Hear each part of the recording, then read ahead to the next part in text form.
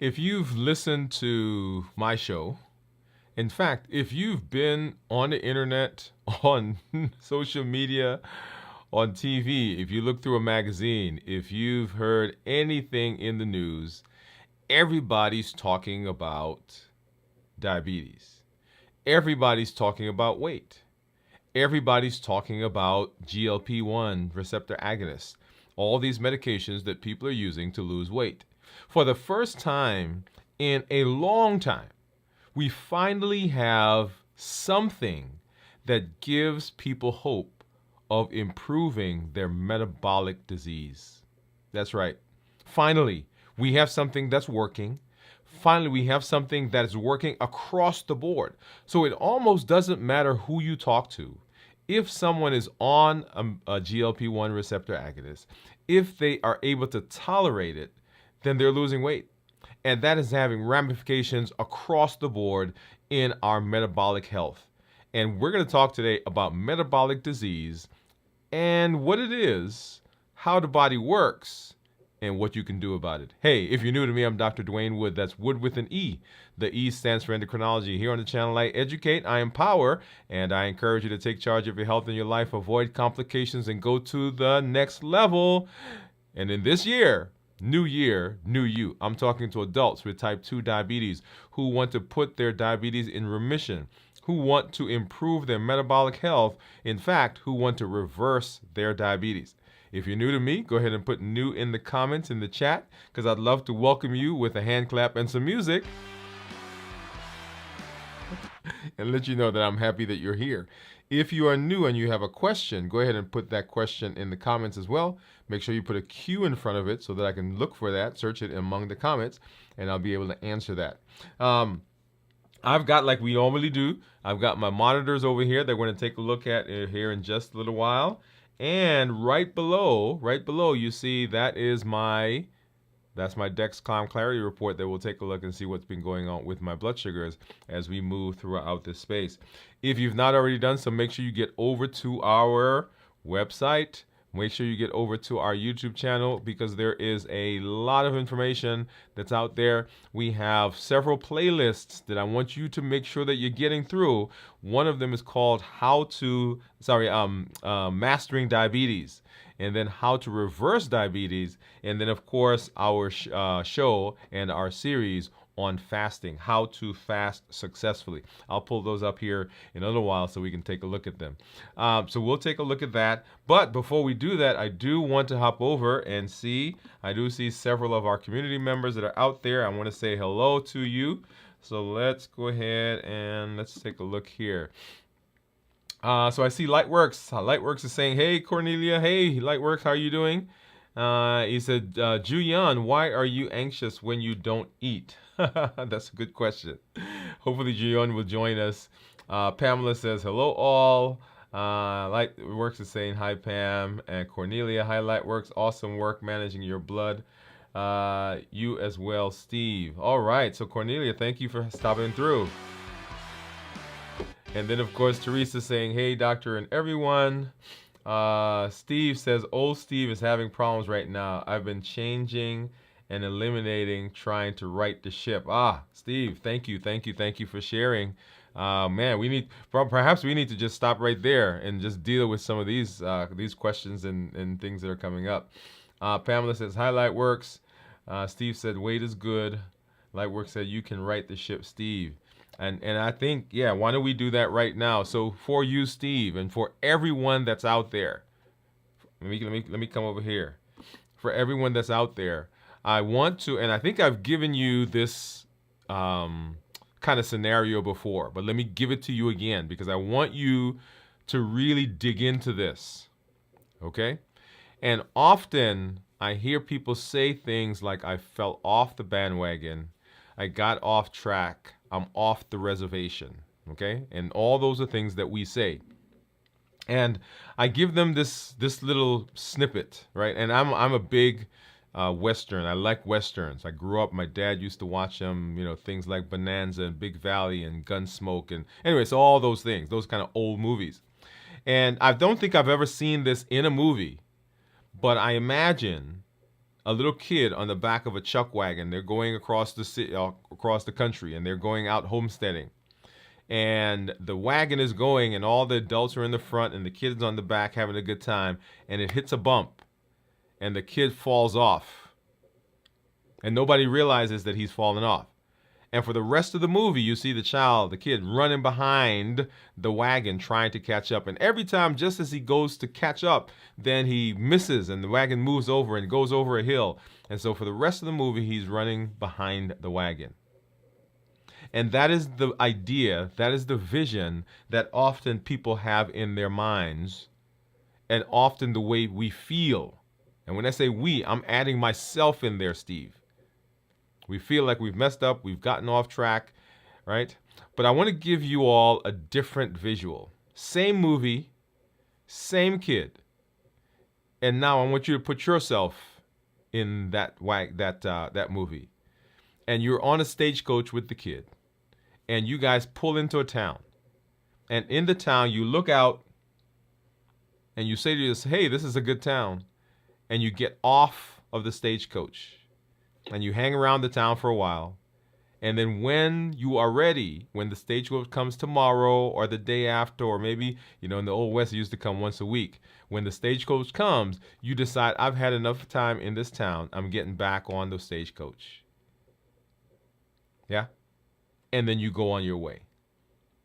The first scenario that I give you with the kids chasing after the wagon, very disempowering.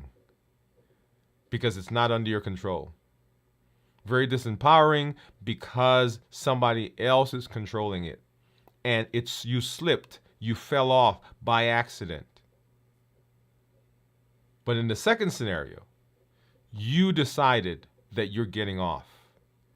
And I want to convince us all, as we're moving through this space, that being off of a plan, being off of fasting, being off of your meal plan, being off of New Year, New You even, it's a choice that we make, and it's a choice that we make to get back on.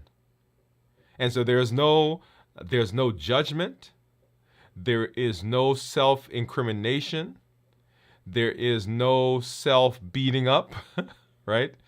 It is that I made a decision, for whatever reason, to get off because I'm an adult and I decided to do that. And then I make a decision that I'm getting back on. Okay? It gives you the power. It takes away the guilt and the shame. It takes away all that stuff because now you're in control. And you may decide that you're going to eat something that's not on the plan. Hey, guess what? Thanksgiving's coming. We're doing a show, I think next week is our Thanksgiving show. We're going to talk a little bit about this. But we'll spend more time talking about that. But I just want to make sure I address that because that's a big issue for all of us. Me included.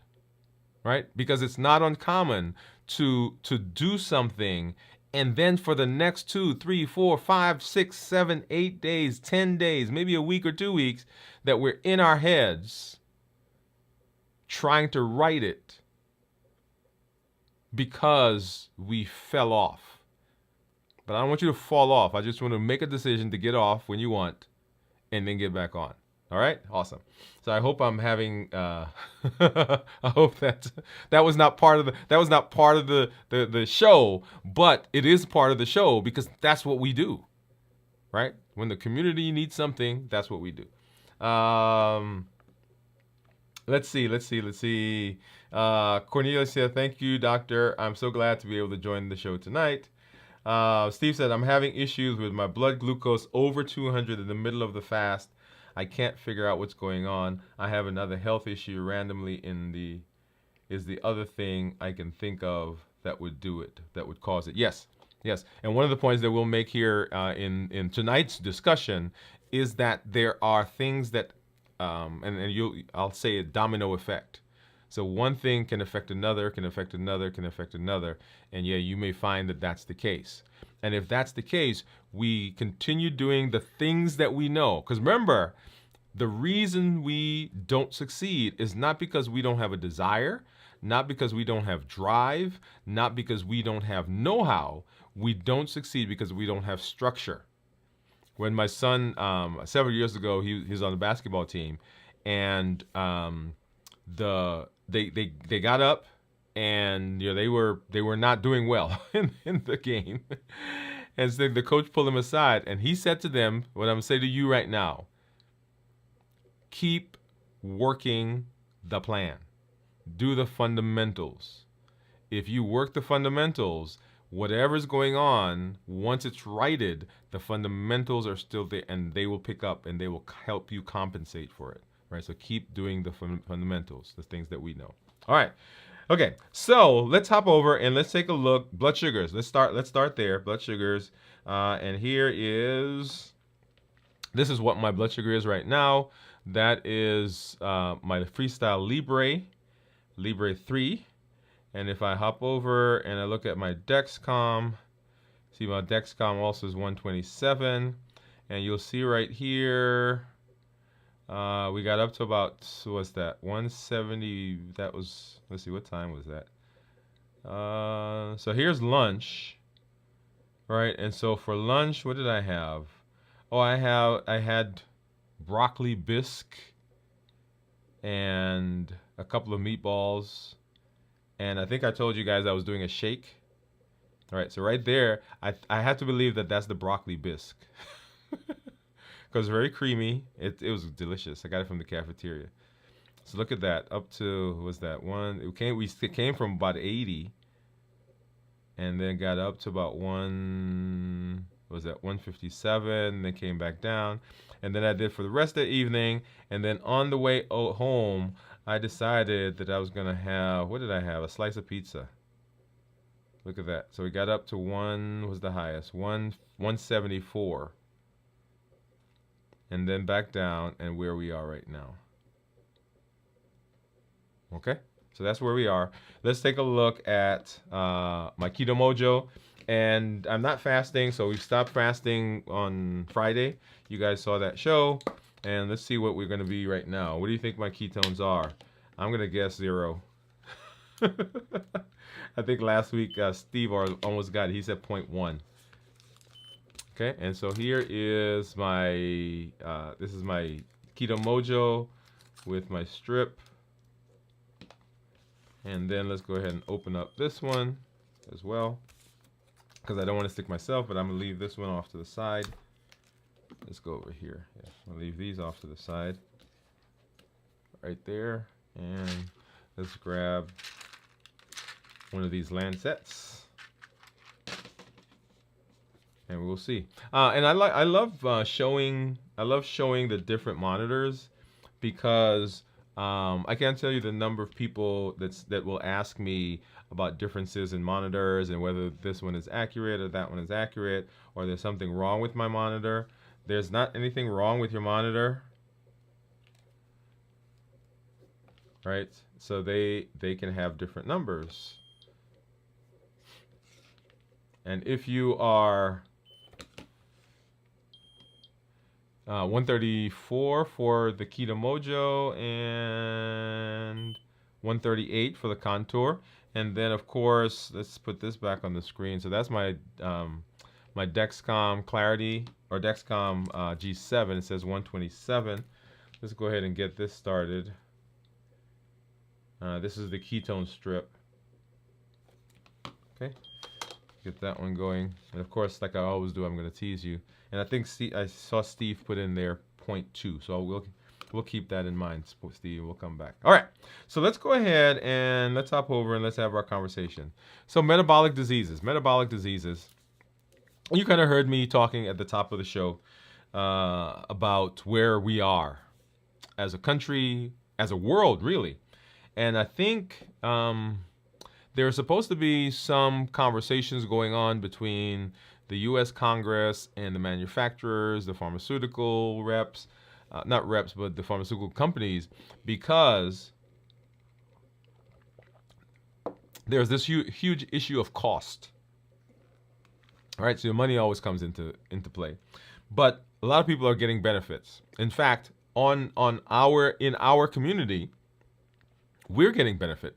You guys know that I started out using Manjaro back a little over a year ago. well, over a year ago, because I've been off for almost a year now.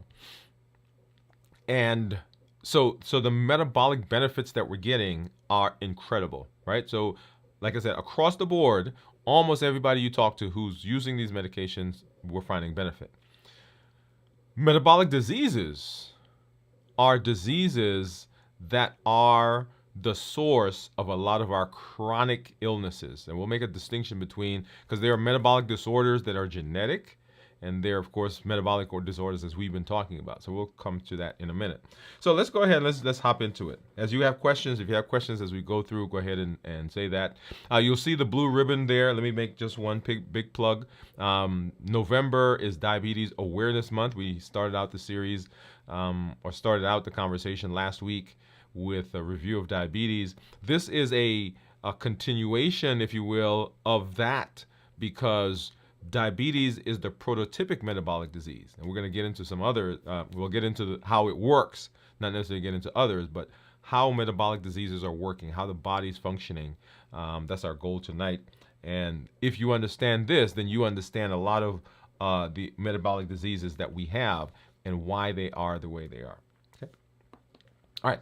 So metabolic disease. So what is metabolism? What is metabolism?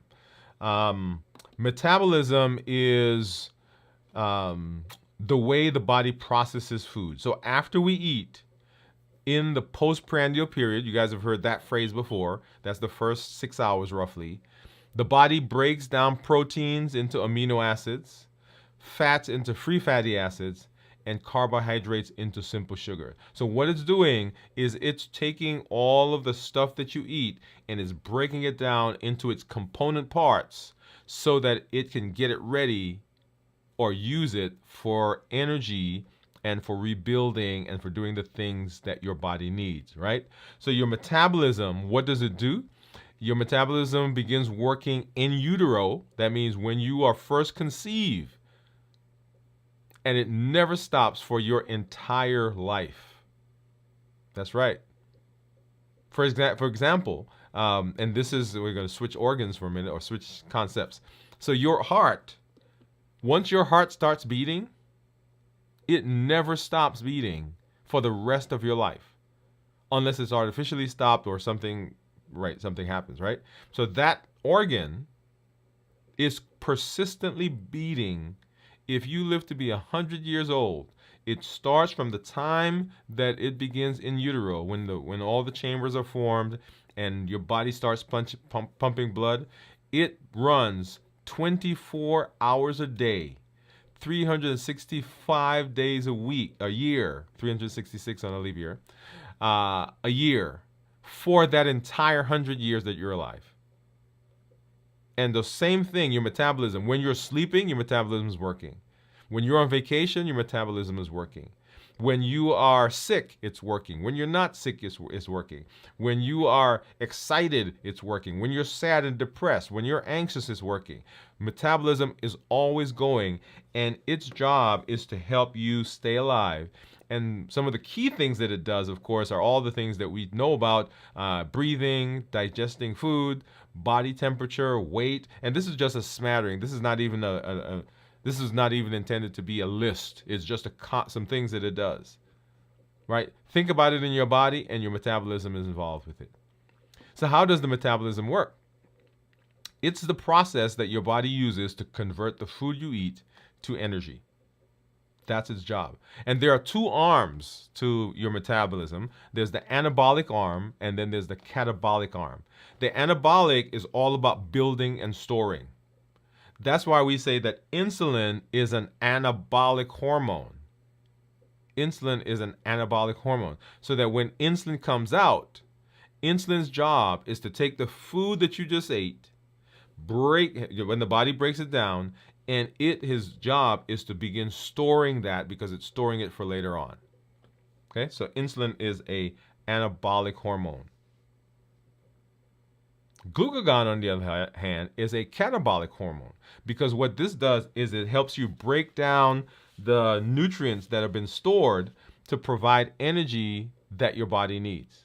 So for all the things that we talked about, breathing, moving, coughing, running, jumping, swimming, eating, All right, even as I'm talking right now, right? I use my hands a lot. So metabolism, that the thing that's giving me energy is my metabolism. And there are some people, and you've kind of heard, oh, she has a fast metabolism. This one has a slow metabolism. It just has to do with how your body processes. And when it comes to weight, the studies have shown that it doesn't matter what kind of metabolism you have. Right? I'm like, yeah, are you sure that that was a good study? No. Right? So it doesn't matter whether you have a fast metabolism or slow metabolism. Metabolism, anabolic, building up, catabolic, breaking down. Right? And so, what are metabolic diseases? So, a metabolic disease is when any of the processes that are involved with going from food to energy is disrupted for some reason. Something happened along the line that caused some disruption. And as you might imagine that if that happens, you can have lots of downstream issues. So either you have too much of something or too little of something. For example, and we're going to use this one here. So in diabetes, we have too much sugar, which is a result of having an abnormal metabolism. And we have too much insulin. Right? So either too much or too little. And that is one of the difficulties in when metabolism goes out of control. So what controls metabolism? It is a complex process, and it's controlled by, hey, look at that. Do you guys see that? Hormones, right? Hormones are right there. But also the nervous system and physical activity. All right, so hormones control metabolism. For example, your thyroid. If your thyroid is slow, if your thyroid is low, if you have hypothyroidism, for example, then your metabolism slows down. That means your body is not converting, right, properly. It's not utilizing properly. So people who have the slow metabolism, they put on weight. People who have hyperthyroidism, the other side, where it's too much, they lose weight.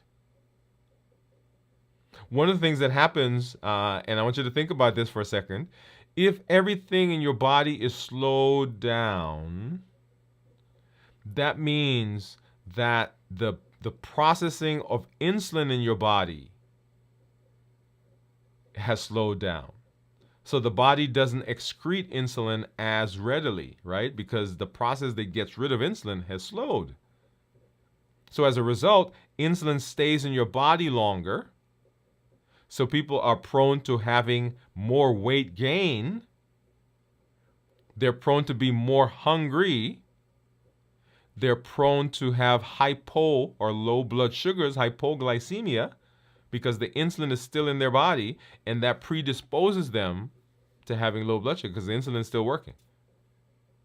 On the other hand, if you have hyperthyroidism or overactive thyroid, everything is burning up quickly, right? So your insulin that you put in or the insulin that the body makes is going away. And so people tend to have higher blood sugars. They lose weight, right? See all this going on? Now, here's a little caveat in that process, because those people are hungry, just like the people with the hypothyroidism, but they're hungry for a different reason. They're hungry because they're burning up all the calories and they need more food. It's kind of like, have you guys watched any of the superhero movies? You know, The Flash? He's always going, his metabolism is really high, and so he's always eating. Well, that's what's happening in someone who has hyperthyroidism, overactive thyroid. Okay? So hormones control it. The nervous system controls it. Now, we know that, right?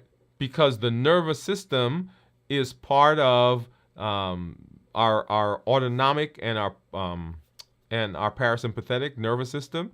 When we get anxious, right, heart rate goes up, right? That is, the signal comes from the nervous system, right? When we talked about the COPE model, clarify, observe, pause.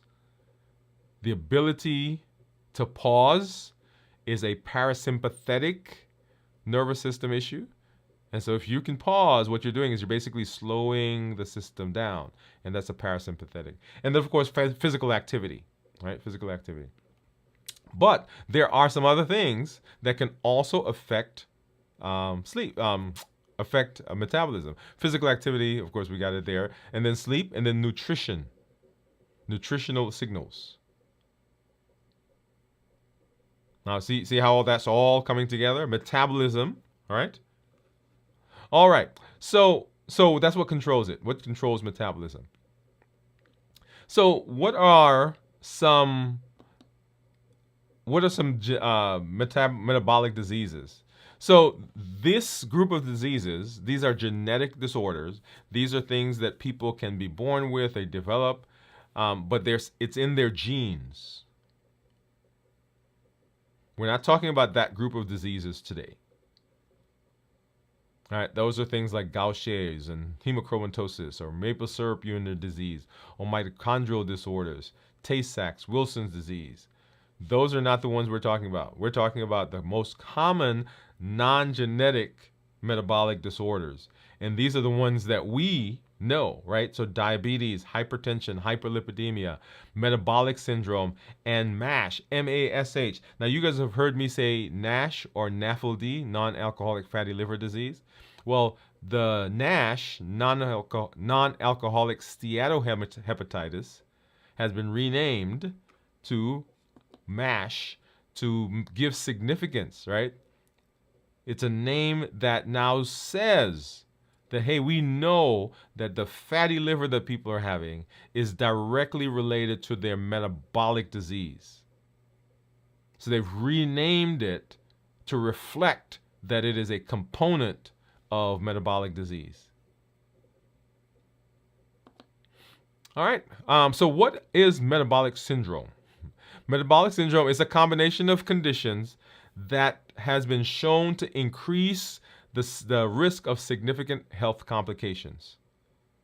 So they've looked around and said, okay, look, a person who has these kinds of diseases or this complication or this whatever downstream, right? They've developed heart attack, they've developed a stroke, they've developed some other disease down the road. And when we look at all the people who got that disease, when we look back to see what they had this cluster of diseases. And that cluster is what they termed metabolic syndrome. Does that make sense? So down there, they saw a bunch of people who had a bunch of things, a bunch of disease processes. And they started looking back at all the people in that group that developed, for instance, heart disease, or all the people who developed stroke. And when they looked at all those people, they began identifying different clusters of illnesses that those people had. And they say, okay, a person who has this is likely to develop this other thing. So that's how that came about. And so the risk factors that they found was a large waist, high triglycerides, low HDL, high blood pressure, and high fasting glucose. So that is what is termed metabolic syndrome. And you probably have known this by this idea of the apple and the pear shape. The apple and the pear shape. So when we look at the risk factors, the waist size, so 40 inches or more for men and 35 inches or more for women.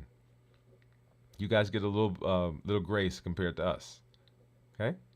And this is the person who has central obesity, so right around the middle they're big, and the legs are small and the upper part of the body is small, as opposed to a pear where it's kind of the hips are big. Right? So the apple shape is where the big problem is. Okay?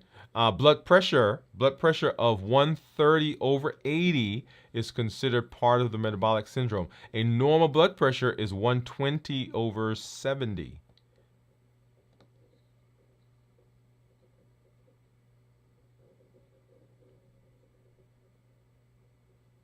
Right? Well, 120/80, depending on who you talk to. Blood sugars. If your blood sugar is over 100, then you're part of the metabolic syndrome. If you have a cluster of these, not just if you have one, but if you have a cluster of these. And then, of course, triglycerides, 150 or higher, because 149 is considered normal. And then your HDL cholesterol, which is the good cholesterol. Now, I don't know if you guys understand the difference between good and bad cholesterol. So bad cholesterol, LDL, is the stuff that clogs the drain, right? So it's in the vessels and it's just clogging everything up. That's the stuff that gets stuck to the wall. That's the stuff that causes the lumen to get smaller, so blood can't get through. So that's the bad cholesterol. And the good cholesterol essentially goes into the vessels and it gobbles it up. It's kind of like, I tell people, it's kind of like rotor-rooter. If your pipe is closed and rotor-rooter comes and it opens it up, that's what the good cholesterol does. So that's the difference between good and bad cholesterol. And so if you have not enough rotor-rooters, that is a risk factor for metabolic syndrome. Does that make sense why that would be? Because it almost doesn't matter if your vessels are clogged. If you have enough of these guys that are coming in and open it up, then I'm good. But even if I don't have a lot of clogging, if the clogging is slow, if I don't have people that are coming in and opening up the vessel, then I run into trouble. So having a low HDL or good cholesterol is a risk factor. And so for men, an HDL less than 40, or for women, HDL less than 50 is considered part of metabolic syndrome. And so those are the criteria, those are the risk factors. So why do we even care about metabolic syndrome or metabolic diseases? And we care because millions of people around the world are affected. Millions of people around the world are affected. It's a leading contributor to chronic illnesses, death, and disability, because it has a lot of downstream complications, as you guys know, right? So we're talking about heart disease, death. We're talking about kidney dialysis, blindness, non-traumatic limb amputations. We're talking about infections. We're talking about significant cost. We're talking about loss of function. We're talking about depression, because people who have chronic diseases can get depressed, particularly if they are less mobile. Having high blood sugars, having uncontrolled blood sugar is now being associated with dementia. Right? The term type 3 diabetes is being thrown around. And it is often preventable and manageable with lifestyle changes. So if you go back, I don't know, 100 years. Let's start there. 150 years. The people who died, or people who had significant metabolic or significant lifestyle changes when it comes to disease, were people who got infections and they couldn't get a cure, or they didn't get treatment in time, or they had some trauma. You know, they fell, they hit themselves, they got into an accident, they fell off of something, and they broke something, they damaged something, right? Those were the diseases, those were the things that people died of and became ill. Fast forward now, and the things that we are dying from, the thing that's causing significant mortality and morbidity, is not the infection, is not trauma, but they are metabolic diseases. Diseases of lifestyle. And does that make sense? I want you guys to follow. Now, I want to hasten to say something. I almost don't like the phrase lifestyle diseases. And the reason I don't like them, or like it, is because we typically stop there. For example, that's why insurance companies find it difficult to pay for certain medications. For example, the GLP-1s. You've got to go through hoops to get those paid for, when they are medications that work. There are people who discount, berate people who take GLP-1s because they say, oh, they're taking the easy way out. So when we use the phrase lifestyle diseases, it almost sets up a connotation of, well, you are on your own. You go take care of that yourself. You, right? And that is true, but we discount the effect that all of the other things are having. And that's why I always use that example where I ask people if you hold their breath. Hold your breath as long as you can. I'll give you $1 million if you can hold your breath for 10 minutes. Yeah. And when they breathe, I say to them, well, why did you breathe? They said, well, I had to. I said, no, you didn't. You decided you weren't going to. I said, well, I needed oxygen. Well, so are you a weak person because you needed oxygen? Do you not have moral character because you breathed? No, you breathed because your body made you breathe. And as a guy who deals with hormones, right? I deal with hormones. That's my job.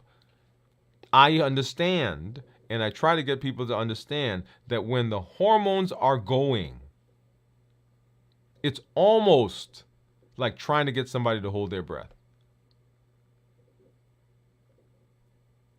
And if we don't understand that, we throw this phrase lifestyle diseases out at people. We throw it around. And we inadvertently convince people that they're on their own. That's one of the reasons why New Year, New You is available. Because we want to change your mindset. We want to help you understand that yes, it can be done, but there are things in you that we've got to deal with in order for it to be done. And when we say lifestyle disease, we almost discount it and we say, okay, yeah, that's your job. That's your problem. All right. So that's why we care. That's why we care. So they're interconnected. They are interconnected. It's another reason why we care. Metabolic diseases occur together. Example, metabolic syndrome. We just said that. Right? Central obesity, low HDL, high blood sugar, high triglycerides, all those things together. They travel in pairs. They have a shared risk factor. Obesity, for example, insulin resistance or hyperinsulinemia, sedentary lifestyle. So they tend to be together. So if we can fix one, there you go. There's that phrase, right? If we can fix one, if we know what to do for one, if we know what to do for the prototypic one, then we can extrapolate that to other things. Because, as you see there, the domino effect, and this is what I was mentioning, I think, to Steve earlier, that there are things that go on that all kind of compound against each other. Right? So one condition increases the risk of another, so that when there is something else going on in our metabolism, we get ill, we get infection, we get some inflammation, we get stressed, we don't sleep, then that throws the other things out of whack because they are interconnected. It's a domino effect. Okay? All right. So what is the role of hyperinsulinemia? One of the things that we talk about all the time when new people come to my office for diabetes, one of the points I always make to them is that diabetes is not a sugar problem.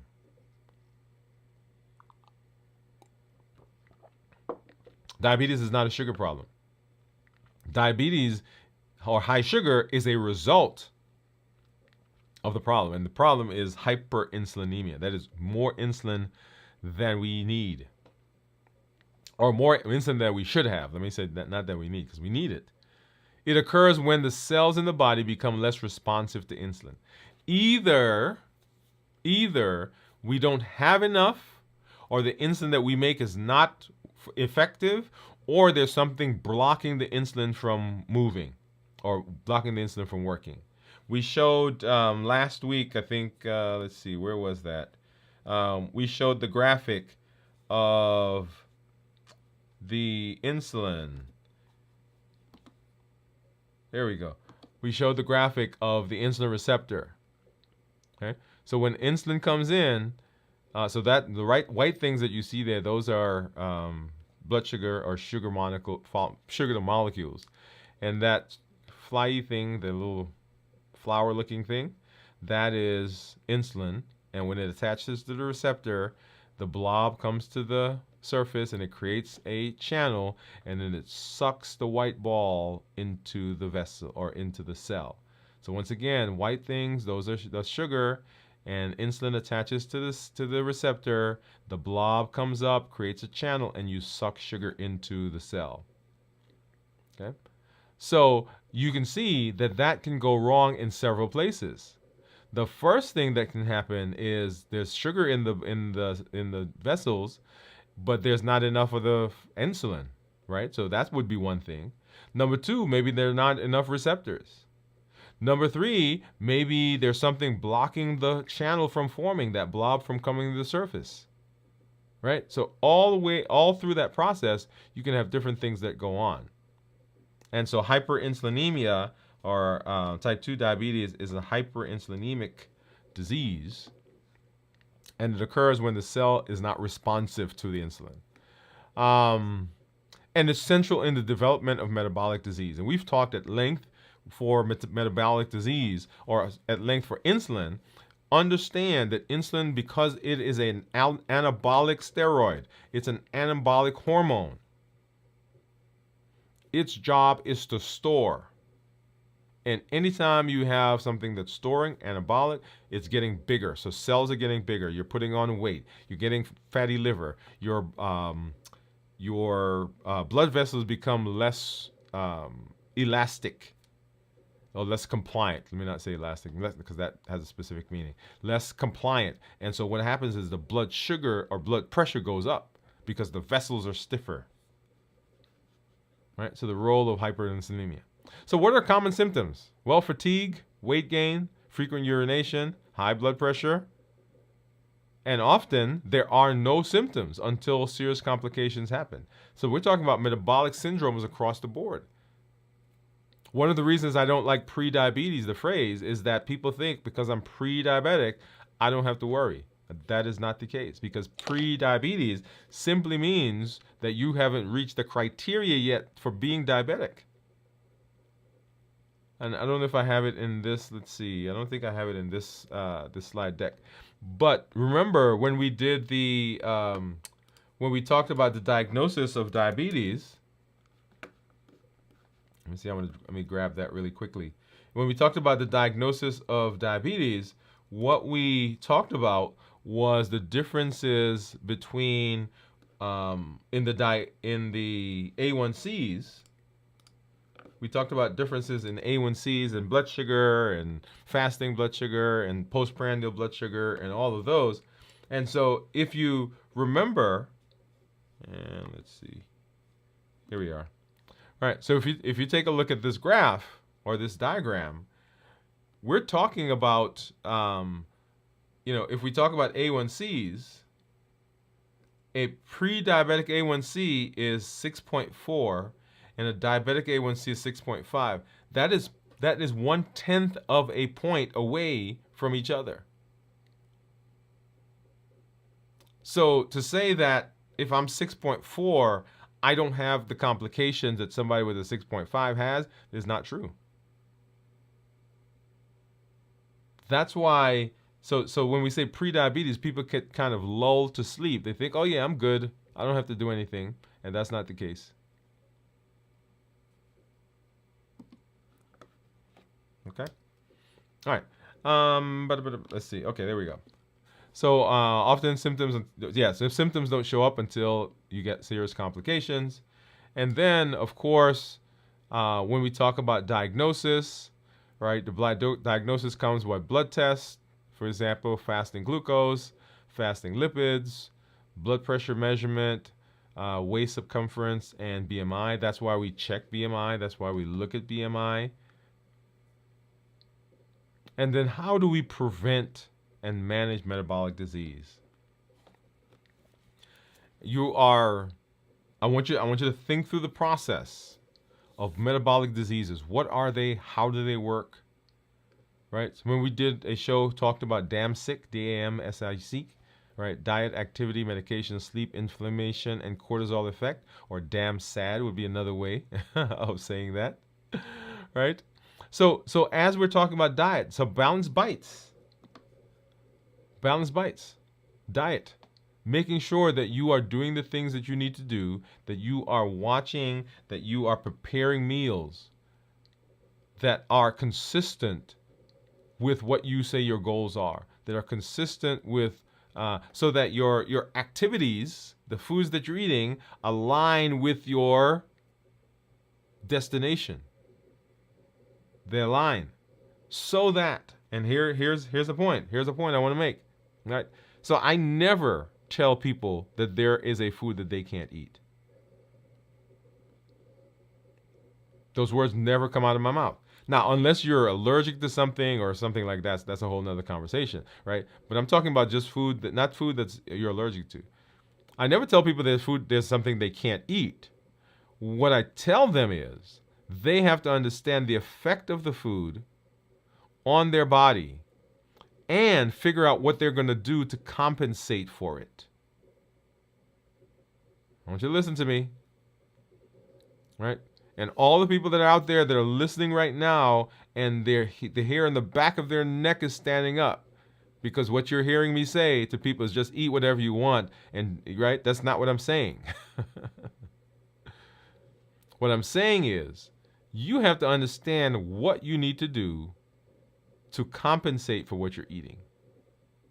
Often, people eat a cookie, but they have no plan for what they're going to do with whatever comes from the cookie. And so you got to understand that, okay?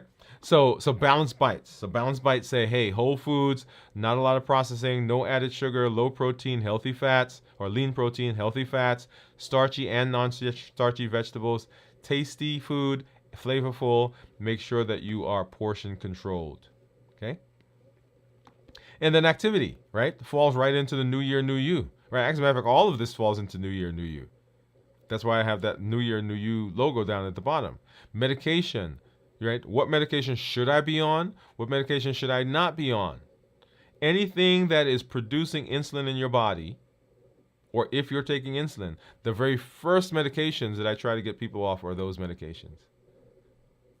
And then, because remember the pillars: decrease insulin. Number 2, suppress appetite. So any medication that's going to help suppress my appetite, that's one I want. That's why the GLPs are so amazing, because they help to suppress appetite. GLPs don't cause weight loss. Oh, okay, sorry. Oh, did I spill the beans? GLPs don't cause weight loss. GLPs suppress appetite, and the suppression of the appetite causes the weight loss. Hear me, everybody? So that when I talk to my clients, when I talk to my patients, what I'm helping them to learn is I'm helping them to learn what the GLP is doing. That's what New Year, New You is all about. To figure out how can I do the same thing that the GLP is doing, so that if I take the GLP away, I still have the benefit and I'm doing it myself. So simply taking the medication without learning, I don't think is the right place to be. You got to learn what to do, because here's the thing. You want to hear? Let me come closer. Somebody is having great success with GLPs right now. Amazing success. And down the road somewhere, they're going to have a side effect where they won't be able to take the medication anymore.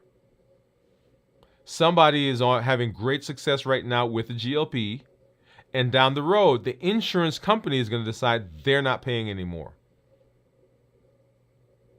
Somebody right now is on a GLP, and financially, they're not going to be able to afford it down the road. My question is, when those things happen, what's the plan? I love GLPs. I prescribe them all the time. I love how they work. I think they are an amazing group of medications. I would give everybody who can tolerate it, who doesn't have any other issues, a GLP. That's how much I like them.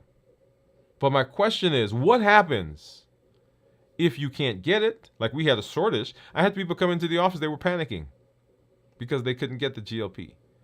And my question to you is, what are you learning in the process? That's what New Year is all about. Right? The fasting that we're doing, suppressing the appetite, decreasing insulin, reducing sugar, the heat model, understanding what the triggers are. New year, new you. What do I need to do to set myself up for success? Getting good sleep, dealing with my inflammation through fasting, autophagy. See how that all is coming together? Dealing with cortisol, with the COPE model, clarifying, observing, pausing, having the ability to break the hijacking that's going on with the amygdala so that my prefrontal cortex takes over. So how do we deal with metabolism, metabolic diseases? That's how we deal with them. And so what's our takeaway? Our takeaway is this. Number one, metabolic diseases are interconnected and manageable.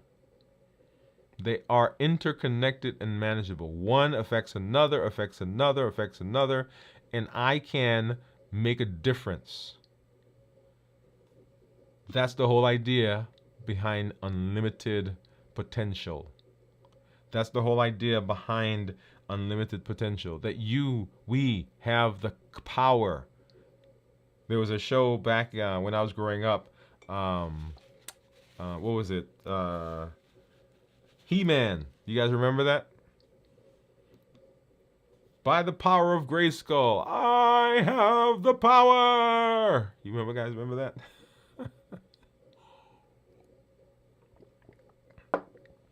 Right? The power's in your hand. So that's how we deal with it. We prevention and management revolve around healthy lifestyle changes. That's right, I used it. Although I railed against it a little while ago. Because you now understand when we say lifestyle changes, you understand what we're meaning. We're not meaning you go do it on your own. We understand that when we in this community are talking about lifestyle changes and lifestyle diseases, we understand that there are hormonal things that we've got to deal with, stress things we've got to deal with, sleep, anxiety, depression. We understand that there are food triggers that we've got to deal with. And so we're not throwing you overboard and say, okay, just swim. We're saying, okay, how do we walk along with you as we move in the direction of better metabolic health? So lifestyle changes. And then you can take charge of your health right now.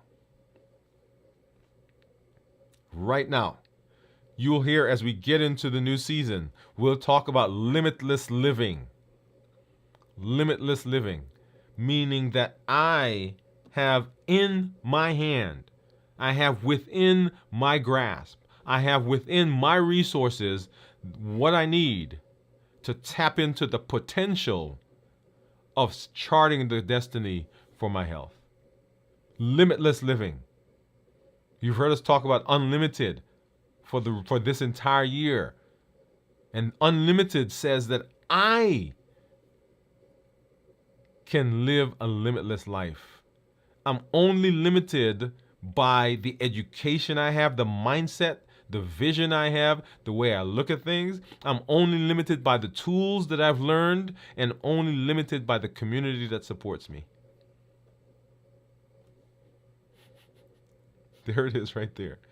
But within your grasp, right now, you can make a change. You can make a decision at this moment. And you can say, okay, I'm not going out like that. I'm not doing the things I've been doing. I'm not doing it like I've been doing. When you make that decision, when you've committed to that, and you have a structure within which you can work, within you can function, all you've got to do is work the plan, work the structure, work the path. And if you do that, then the process of managing metabolic diseases becomes much simpler. Much simpler. And you have much more success. Awesome, awesome. I love it. So let's go ahead, and I think I see, hey, Gion, come on. How are you doing? Glad that you're here. We talked about you a little earlier. We were hoping that you would join us. So let's hop over and let's take a look at, let's see, where are we? I think we read, Steve says point 2, so we're going to look at that just a minute. Gion said, when I don't have appetite, I'm eating because I'm anxious with no food, so I can't make fasting. I have stronger habits than eating by time. Habits to eat lunchtime, so strong, so the time lunchtime comes around, I eat. I can't overcome it, so I end up eating, but I really want to make it fast. I want to fast. So let's pause there for a second. Okay? And so I want to address that for everybody. I want you to understand that the fasting is a process. And I know I keep saying that, but I'm going to keep saying it. Fasting is a process. It's going to take time. It's going to take understanding what the things are that are pushing us to break the fast. And that we have been given, we've given that by the HEAT model. Habits, emotions, access, and taste. Habits, emotions, access, and taste. Now, let me give you an example. All day, if I'm in the office, I can go for the entire day without eating. So for me, fasting during that period, not an issue. So when I go to bed at night and I wake up in the morning and I go to the office, I don't think about food until it is food time, lunchtime. And I have 2 struggles during that time. The first one has nothing to do with being hungry. But at lunch, my team gets up. I see my wife come out of the office. She goes to the kitchen. She warms up her food. I smell it. I know it's lunchtime. And I don't have anything to do at lunch. Like at lunch, unless I have a meeting or I'm giving a talk, or I'm, or even if I have a meeting with my wife, because we do our administrative discussions during lunch sometimes. While I'm there, if I'm not eating, she's eating. So it is the routine that happens. Okay, that's number one. The second time that I have issues is right now. Because when I get off here, when I finish here, I'm gonna do a few things here in the studio. And then I have nothing to do. I should say I have nothing to do. Where I'm going to hang out with the family, talk with them. My son's going to be on his device, and I'm going to try to talk with him, and he's going to be talking to his friends, and he's, I'm the old guy, and he's trying to do his thing, right? So, or my wife is doing her thing. And so this time is a difficult time for me because it's now boredom. So one is emotions and habits. One is habits, lunchtime. The next is boredom. And those are my 2 times. So for all of us, we've got to understand what is it that is driving us. It is given by one of those 4 things: habits, emotions, access, taste. Or maybe they're just food around us. Or there's something that the food is doing. And so if we could find that, then we begin to have some power over being able to manage. Okay? All right? So I just want to make sure that I say that. Like Gian said, the habit is to eat lunch. And so that is strong. And that takes time to break it and put something else in that space, right? Because as soon as you see somebody go to lunch, your brain is going to say it's time to do that. So what I would recommend is find someplace else, find something else to do, find some other people to hang out with, right? So find another activity. I had a friend who was fasting, I think it was last week, and I sent him a message. He said, hey, I'm getting through the fast. I said, make sure you're busy and hydrated. Right? Busy and hydrated. Okay. Cornelia says, I do. And I'm trying to see what... Cornelia, if you had a question, put that again. Steve said, Jay-Yoon, can you eat supper around 5 p.m.? So sad I had a strong habit to eat. Any tips? I usually OMAD 12 p.m. noon. This noon time makes me eat. Okay, so you're doing one meal a day. How about changing it from one meal a day to 2 meals a day for now? Two meals that are relatively close to each other, right? So right now it sounds like you're doing a 23-1 essentially, right? You're eating one meal a day. And so you're fasting essentially for 23, 24, almost 24 hours. So instead of doing one meal a day, make it 2 meals a day, but put those meals relatively close to each other, maybe within 4 hours of each other. Once you're able to do that, then compress the eating time, or even make it start out with a longer time, right? So maybe you'll do 8 hours between the 2 meals. But start somewhere, and then once you're better at that, and you put some things in place, then begin compressing the time. Okay? Because it's as long, in addition to being a physical thing, it's also a mental thing. Okay? Still, Steve says, Jae-yoon, just look at fasting as saving your life. Jae-yoon said, I'm very anxious over noon with no food. Teresa, Jae-yoon, have you tried drinking water? Great, Teresa, great idea. Love it, love it, love it, love it, love it. Okay, have water with you and drink water. Pamela says, maybe work on a hobby around lunchtime. Right, there you go. Pamela, staying busy. Cornelia said, I was just saying I remember He-Man. That's right. He-Man and She-Ra, right? Remember his sister? He-Man.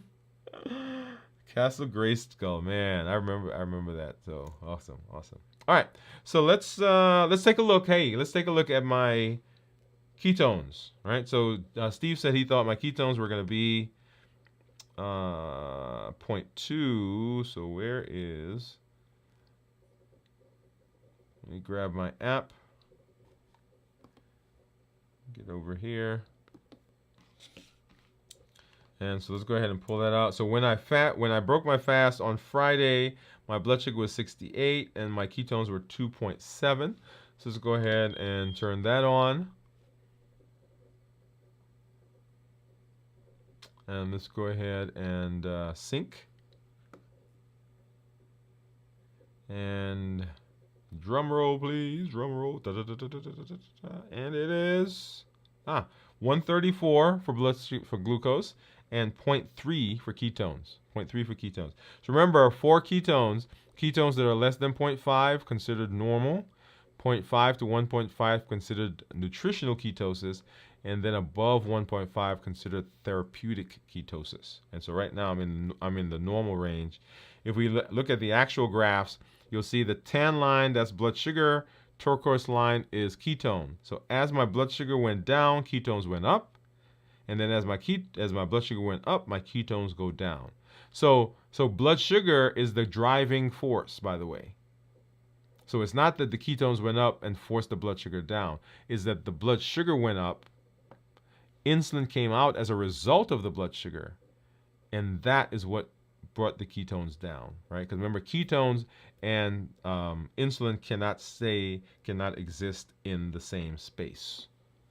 Okay, awesome. All right, great, great, great, great. All right, so so next week we'll come on and we will. Next week is going to be our show where we discuss some interesting things about your days that are coming up ahead.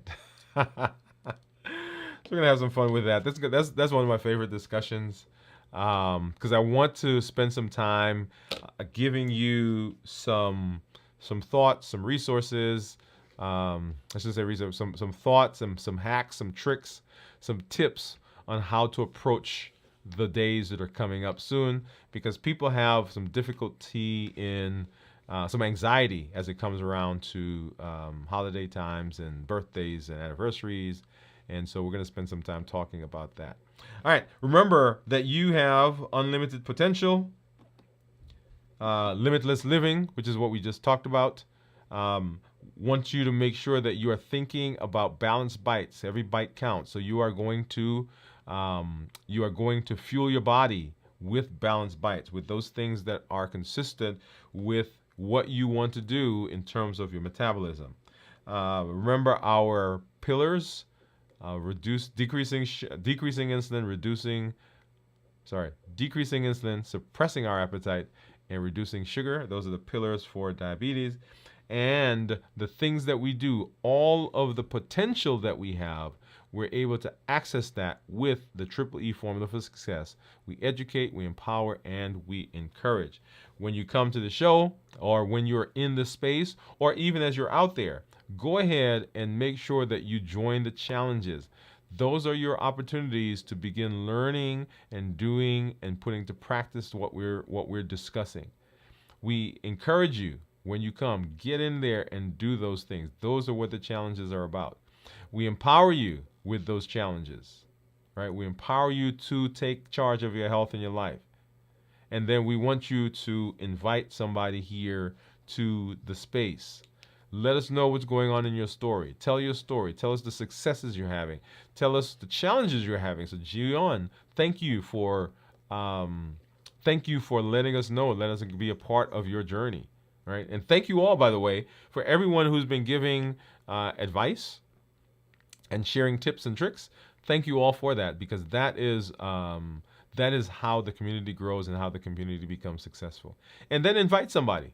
Let them know that there's a space that they can come where there's no judgment, because we're all in the same boat.